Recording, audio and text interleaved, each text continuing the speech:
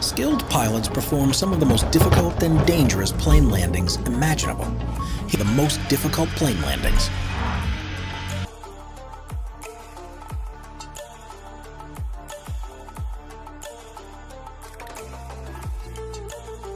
Number 10. Barra Airport. The investment needed to build a dedicated runway and airport facilities can be far too expensive for some places, and on the small Scottish island of Barra, they've done away with tarmac altogether. This is the only place in the world where regularly scheduled flights land on a sandy beach, and things have to be perfectly timed, because during high tide the entire runway is submerged beneath the water. Flights are limited to daytime hours only, but if there's an emergency at nighttime that requires an immediate evacuation from the island, there is the option of illuminating the beach with vehicle lights, with 3 layouts that provide a landing distance of between 2,600 and 2,800 feet. Only twin otters use the airport, and because of the astonishing views while touching down, it's no surprise that this is regularly voted as one of the top airport approaches in the world. It does, of course, require a steady hand on the part of the pilot to keep the plane under control, as one wrong move could result in ditching into a sand dune. Number 9. Matekane Airstrip. Lesotho is a small mountain country that's entirely within South Africa, and if you don't want to attempt one of the bumpy, steep mountain roads that lead up to it, your only choice is to go there by plane. With such remote villages and very little flat land, however, one of the runways in the country is possibly the most extreme in the whole world. Known as the Matekane Airstrip, it's mainly used by charities and medical flights to provide assistance to the nearby communities. It has a bumpy surface that's maintained by some of the locals, but the most notable thing about it is that it ends at a cliff that leads to a 2,000-foot drop. After navigating the peaks on the approach, pilots have to precisely touch down, otherwise they risk clipping the cliff edge. Takeoffs here are even more scary because the runway isn't long enough to achieve full lift, so the planes fall off into the precipice before gaining enough momentum to fly away. Number 8. Congonhas Airport. Congonhas Airport is one of the busiest airports in South America, serving the city of Sao Paulo in Brazil. But pilots have long warned that the approach, particularly towards the 1.2-mile-long runway 35, is so dangerous, it's risking potential tragedy. If you look out of the windows as the plane's about to land, you can't help but notice the high-rise buildings that surround you, and it feels like you're just skimming the tops of them during the final approach. Add to this the rapidly changing weather conditions in the area, and pilots have very little room for maneuver to touch down. Within the industry, it's often referred to as the aircraft carrier, and if they fail to get the wheels on the tarmac within the first 1,000 feet, they're told to abort and try again. Things quite often go slightly wrong and planes run off the tarmac at the end, which is why airport authorities have had to introduce strict limits to the number that can land there each hour, so no one is feeling time pressured into decisions that could lead to even more accidents. Number 7. Gisborne Airport. Gisborne Airport covers a small 400-acre site near the city of Gisborne, which is on the east coast of New Zealand's North Island. At first, the 3 grass runways and the 4,300-foot-long main concrete runway look just like you'd expect from a single terminal airport, but this one is rather unusual. Because of the limited space for routes in and out of the city, the main runway has a railroad track that passes straight across it.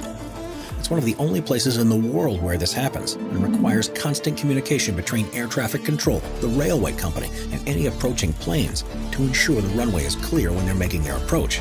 Plans are, however, underway to reroute the railway, because it's a complication that's simply not necessary, especially with the intent of the city to begin to attract increasing tourist numbers in the next few years. Number 6. Tioman Airport. Tioman Airport is the only airfield on the small Malaysian island of Tioman, and it's notorious in the region for being one of the most difficult strips to safely land on. The problem isn't anything to do with the 3,254-foot-long runway itself, but the approach to the tarmac, which you can only actually see just at the last moment before touching down. Pilots have to set themselves on a course that takes them directly towards a mountain range, and it's such a counterintuitive thing to do that a checkerboard target has been installed to help them keep on track. Just before they reach it, they have to make a sharp 90-degree turn to line themselves up with the runway and hope that they're able to land and stop in time. Overshooting it leads to a vertical drop off the cliff into the water, and crews often put on life jackets before landing just in case things go wrong, which they do far more often than you'd like to think. Number 5. Madeira Airport. When deciding on the best place to build an airport, the main priorities are enough flat land to construct the runway, and as few mountainous or hilly regions around as possible to give aircraft plenty of room for maneuvers.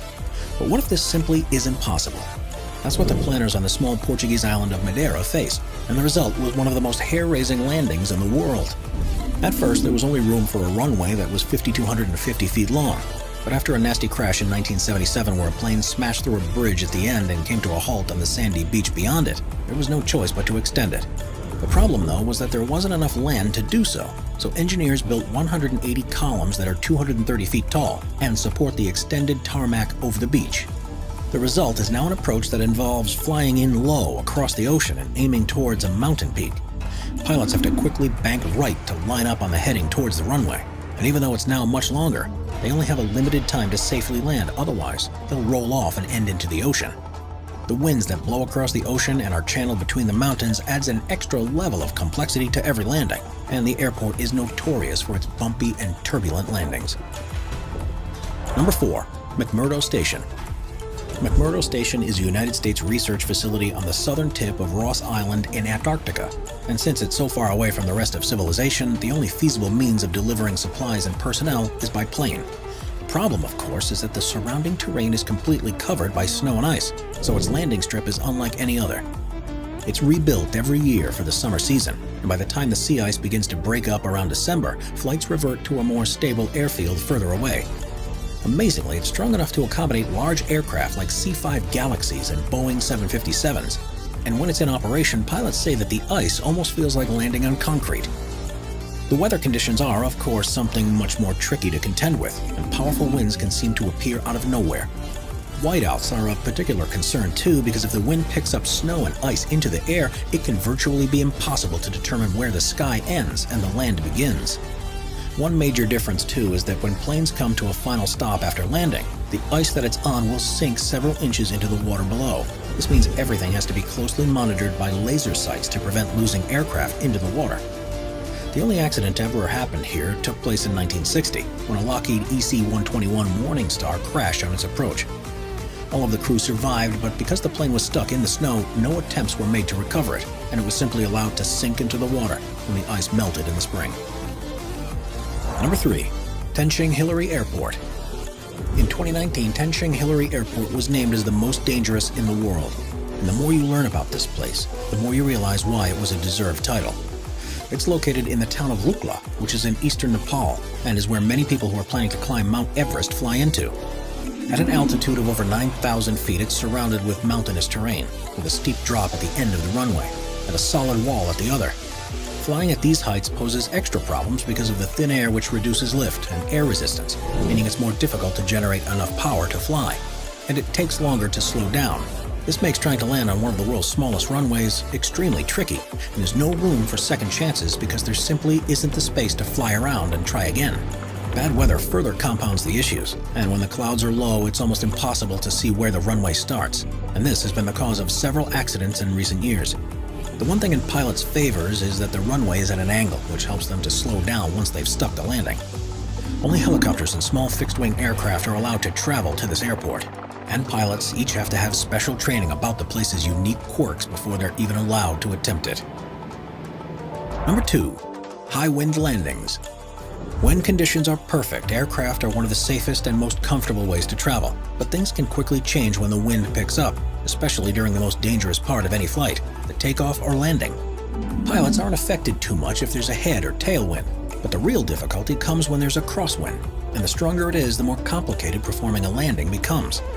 This is when pilots earn their wages because there's no computer system in the world that can replace their instincts and quick reactions to safely bring the plane to a stop. The main thing they try to do is keep the nose of the plane facing towards the wind, which is a process called crabbing. This ensures that they can keep flying in a straight track across the ground, but results in a strange appearance that the plane is about to land at an angle to the direction of the runway. Of course, flying like this is perfectly okay when you're in the air, but the most critical moment is the transition between this stance and what happens when the wheels hit the tarmac. Different aircraft are designed to do this in various ways, but for the largest passenger jets, the technique is called the decrab during flare. And if you watch closely, you should be able to see it taking place. This is when the pilot keeps the wings as level as possible while maintaining the crab into the wind. And as it approaches the runway, the pilot pulls back on the stick as they would normally, something that's known as flaring. This causes the rate of descent to decrease and raises the nose of the aircraft, and just before the wheels touch down, there's movement of the rudder to straighten it up in line with the runway. If this isn't enough to be concentrating on, there's one more thing they need to watch out for. At the moment they straighten the aircraft, lift is generated beneath the wing that the crosswind is blowing onto, and the control wheel needs to be adjusted to compensate for this. This means that landing under these conditions, a pilot while traveling at 160 miles an hour is simultaneously pulling back on the control stick, using it to turn into the wind, and using their feet to control the rudder pedals. Number 1. Rancho e Roscan Airport. The Dutch island of Saba is one of the most beautiful in the Caribbean. But when the decision was made to build an airport there, it was only one piece of land that was flat enough for a runway, and it barely had enough space for a 1,312-foot piece of tarmac, which is only slightly longer than there is on an aircraft carrier. Unsurprisingly, the airport isn't used by jets, and the only planes that land there are small twin otters. Only captains are allowed to control the plane as it approaches, as they contend with unpredictable updrafts from the ocean and the mountainous terrain of the island itself. And as you can see, there's no room for overshooting the runway, because on either side there's a sharp drop-off over the cliff to the ocean below, which makes it surprising that after opening in the 1960s, there hasn't ever been a single accident.